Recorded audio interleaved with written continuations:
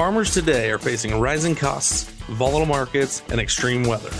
The Better Way to Farm podcast digs into strategies to help you take control of farm inputs and maximize profit so your farm can thrive for generations. Remember to take advantage of our free resources at abetterwaytofarm.com. Now, from America's Heartland, here's your host. Hey guys, Rod here to Better Way to Farm, where we increase yields and improve profits. Merry Christmas, it's day 8. We're on the 8th day of the 12 Days of Nutrient series, and I hope you're finding value in this. Today we're going to do copper, and I'm excited about this. Copper is a rarely used and often needed micronutrient, and we're going to talk about some of the things around it here. Let's start with what it does. It catalyzes several plant processes. It has a major function in photosynthesis. It has a major function in reproductive stages. It has an indirect role in chlorophyll production. It increases the sugar content. We're going to come back to that. It intensifies color. So obviously, if your wife's looking for a little tip to make her flowers get brighter, a very low dose of our chelated copper is a really good idea when you foliar feed that on. It improves the flavor of fruits and vegetables, and it is really responsible. It helps a lot with plant health. And so as we look at those things, there's a lot of reasons to look at it. Again, we do not want to be just shotgunning it. We don't want to be saying, okay, we need to do copper indiscriminately. I'm going to talk about an example of somebody who did that here in a little bit, but it is not what we want to do. As we look at what Midwest has to say about copper, they come in, they talk about all the micronutrients here on page 68, 69.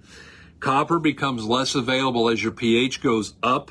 However, in soils with a high organic matter, the availability of copper may be more closely associated with the organic matter content than the pH. Soils high in organic matter, especially your muck soils, contain a very tight hold on copper, and the availability is decreased. Crops frequently respond to copper applications on soils in high organic matter. And so that's kind of a little tip there. If you guys are, I work with some of you guys who are doing some muck soils, and I know that, this is one of the things that you need to take a look at and see what it'll do for you there. And maybe even some experimental things above and beyond the soil test might be in your best interest. As we look at the Fertilizer Institute's Fertility Handbook, one of the things that it really drove home to me was that copper is contained in several important enzymes in plants. It's involved in photosynthesis and chlorophyll formation. Cereal crops are more sensitive to low levels than other crops. Oftentimes, one of the things that you'll see as a deficiency is a yellowing in between the leaf veins. It sort of kind of mimics a manganese deficiency because it's going to be in the new growth because it doesn't translocate very well. But it tends to be more of a blue-green than just of a yellow that you'll see. Again, annual applications are usually required on highly organic soils because the copper will be held tightly in those. Here's the thing. Synthetic chelates are about 3 to 5 times as effective as inorganic sources. Natural organic complexes are somewhat less effective than synthetic chelates. Guys, chelates are your friend, and they're really your friend in your quest to take care of your copper need. As we start looking at some of the deficiencies, I'm getting this out of the Western book, but I have another source that I ran across in my reading yesterday or last night. Again, they talk about it being an activator of other elements in the plant. It promotes the formation of vitamin A. It appears to have a regulating function in regarding when soil nitrogen is too high. And excess of copper is very toxic. And the industry has got very hung up on that. Oh, copper's toxic. Guys, I come back, I say it again. Water's toxic too, but we need some, okay? And it's about using what we need, not getting it to the toxic level. And we do that with a soil test. That's not hard to do. Symptoms. The foliage and the other plants can exhibit a chloritic condition, giving it kind of a bleached appearance. And if it's in citrus, you get areas of dieback. And so obviously what we're looking at is that new growth with some kind of a symbol of a symptom there that's showing us discoloration, an intervenal chlorosis, if you will. And we want to make sure that we're addressing that. And a tissue test is still our best friend. That's how we're going to confirm these things. Trivia question from someone else. How do you know if your corn plant has a copper deficiency? In mature stands, Copper deficiency can be seen in purplish brown patches. I've seen this and didn't realize what I was looking at. I just learned this deal last night. But going forward, I'm going to be able to recognize that a copper deficiency can show up as a purplish brown patch, which are signs of melanosis. In corn, the deficiency appears in the new leaves just as they come out of the whorl, and they develop a bluish green tint. New leaves may emerge from the whorl as spiraled. And I've seen that a lot, and I thought that that was calcium, because I know calcium makes that plant not unfold. It makes it a whip, if you will. The whorl doesn't let go. But actually, if it's a spiral as it's coming out of the whorl, that's probably a copper deficiency. And necrosis may occur on older leaf tips and edges, and they may actually die off. And so a copper deficiency can be very severe, it can be very costly, and it sets us up for a lot of other things. When we're low on copper, we invite other problems to come into our life, and we don't want to do that. Copper also, according to Life and Energy in the Soil, is the key to elasticity in a plant as well as mold control. So it's going to help with standability. And guys, adequate copper helps reduce the mold problems. Again, every nutrient serves a purpose, and there is no such thing as a one nutrient cure. We have to be looking at what we've got to do to get the whole thing right, and copper is a piece of that picture.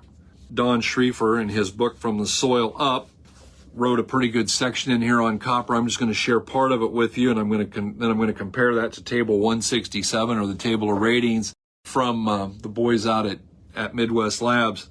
Copper has been almost totally ignored in general agriculture, and yet it plays an extremely important role in the plant's reproductive stages and in photosynthesis. In the past, copper served as a fungicide, and it was used extensively in orchards and specialty crops. With this practice, excesses were more common than deficiencies. Guys, copper is still being used as a fungicide. Look at your fungicide labels and see how many of them have some kind of copper in there. We're going to tell you that it doesn't do anything towards helping with keeping the funguses away, and yet they keep putting it in there, which indicates to me there's a reason. Schrieffer said he set the soil level standards for copper between 2 and 3 parts per million, 2 being the minimum, working towards 3. Soil test levels throughout the Midwest are generally less than 2 parts per million on the copper, and tissue tests for soybeans often reflecting the lower soils. This trend is seen also in corn and small grains. Again, he talks about the fact that he would not recommend the broadcast application of chelates as building the soil levels. We don't either. We do not want to try and do that. Now, if I look at the table of ratings from Midwest Labs here, and they talk about, again, not dependent upon CEC because it's not a cation. It's also not very mobile in the soil, so it tends to stay where you put it. But they are saying you're not in the high range on copper until you get to 1.3 to 2.5, very high at 2.5. A lot of these guys that I'm reading actually would like to see at least at 3. And so as we start looking at that, knowing that we need to get those elements up, get that level up of this element, we want to make sure we're doing the right thing and working towards that. However, we don't want to broadcast it. This is a product that is designed as chelated copper, is designed to be foliar fed and designed to be row placed. But guys, it's got to be done according to the soil test or the tissue test. There's something in this next book I want to share with you that came out of someone who probably shouldn't have been talking when they were talking, and I'll explain what I mean by that here just in a minute. As we get into hands-on agronomy, and it's, guys, you can't separate the nutrients. They're all important.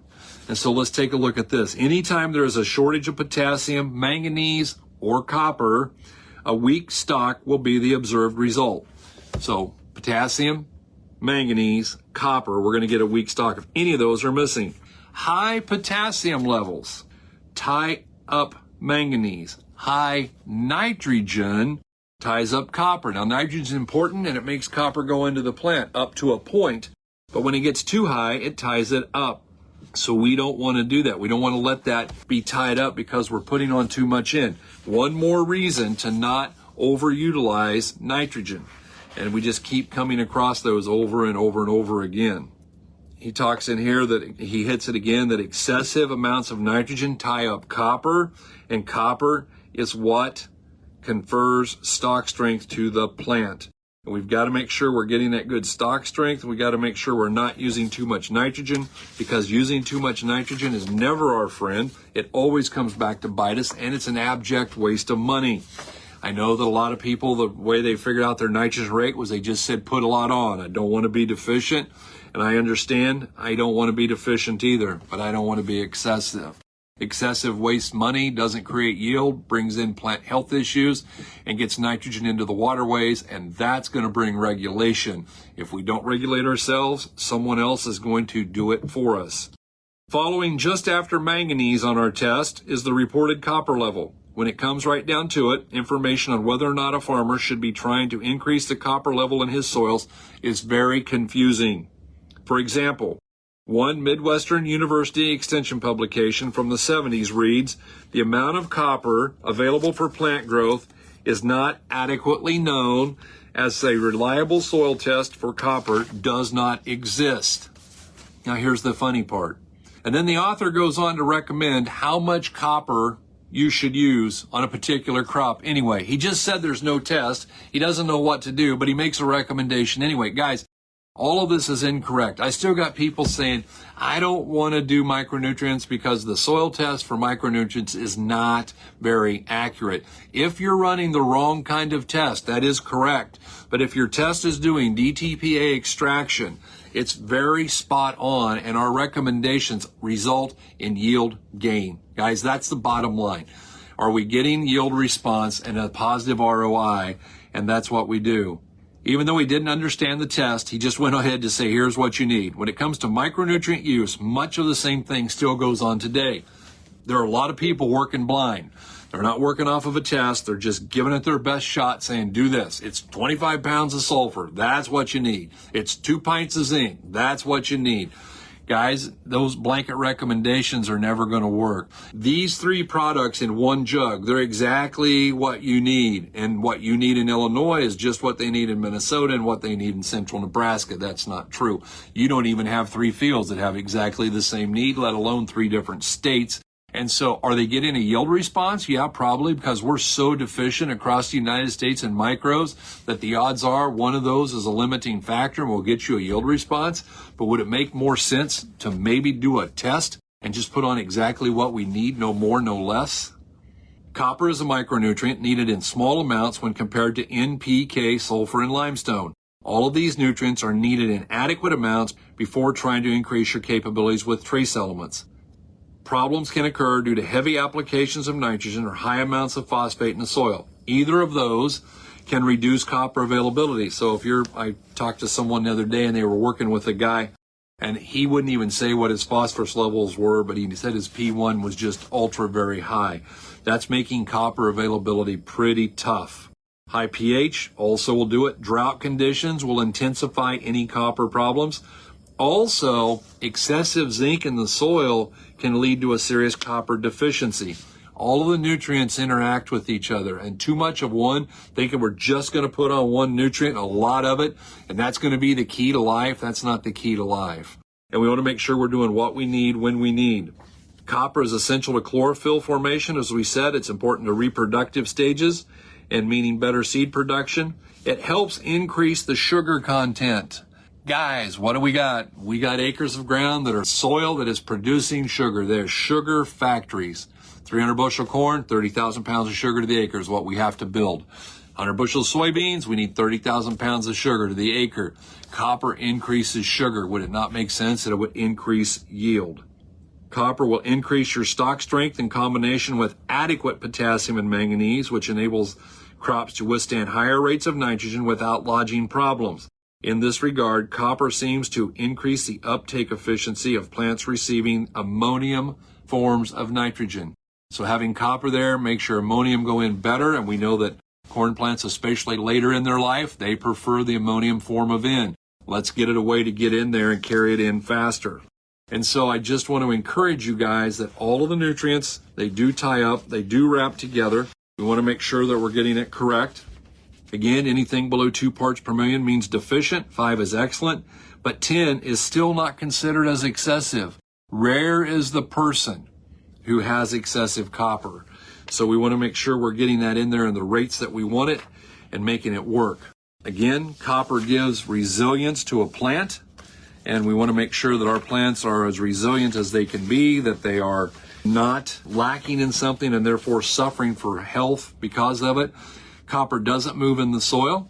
If you see a copper deficiency at all, it is a lot like sulfur, and it shows deficiency in the youngest growth first. And adequate nitrogen means better uptake, but too much nitrogen decreases the availability.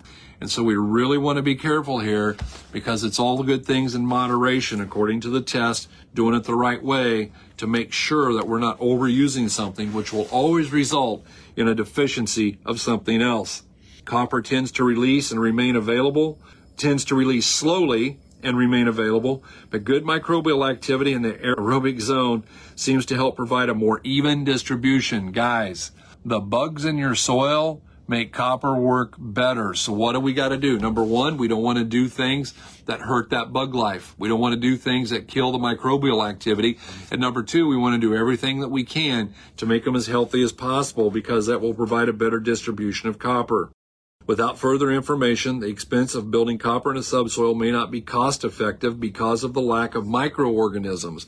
So again, we can put a lot of nutrient on, but if we haven't done the right things, that single nutrient fix is not ever going to work. And if we don't do the right things, it may not give us anything at all. Guys, there's a lot of ways to meet a copper need. And as I go around and I see people, I went to a field day one time, and there was a guy there who, he was one of the people that basically had a problem for every solution, and he had a comment for everything that you said, just always whisper and whisper, whisper, whisper. And he came up to the part, and so as a matter of fact, he said that he was very lucky because his dad could walk across your soil and tell you exactly what nutrients you need and exactly how much.